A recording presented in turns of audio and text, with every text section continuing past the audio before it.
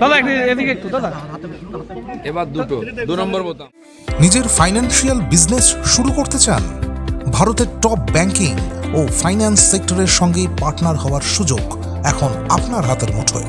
লো refundable investment, high profit, wide product range, সাথে full end to end support. সময় কিন্তু সীমিত। এখনই যোগাযোগ করুন 7003571225 লিমিটেড অফার আজই অ্যাপ্লাই করুন। Start your own financial business today. ভোট দিলাম খড়গপুরে শেরশাহ স্টেডিয়ামে 263 নম্বর বুথ, 220 আমার নম্বর, ফাঁকা আছে। গেলাম, ভোট দিলাম।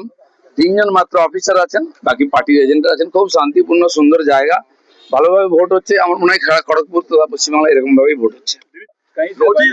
वायलेंस की कोई खबर नहीं है। 4 ईवीएम खराब हुआ, इतना ही खबर है।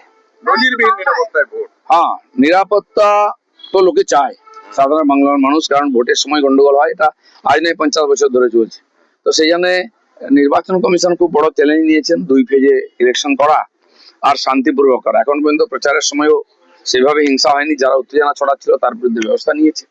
আমাদের মেদিনীপুরের দাঁতনের একটা বড় ঘটনা ঘটেছে। সংখ্যালঘু এলাকায় বহু কর্মীকে আহত করা হয়েছে, মৃত্যুর সঙ্গে পাঞ্জা লড়ছেন। আমাদের অজিত জানা যে ক্যান্ডিডেট, তার হাত ভেঙেছে। এছাড়া খুব বেশি কিছু গন্ডগোল হয়নি। সাধারণ মানুষ যাচ্ছেন ভোট দিতে, আমি দেখলাম খুব হাসি মুখে শান্তিতেই যাচ্ছেন। আপাতত আমি আমার রেসিডেন্সেই থাকবো। কোনো সমস্যা কোথাও হলে তখন আমি যাব। আমার মনে হয় না কি বেশি মুভমেন্ট করার দরকার আছে, কারণ লোক শান্তিতেই ভোট দিচ্ছে, পরিবেশও ঠিক আছে।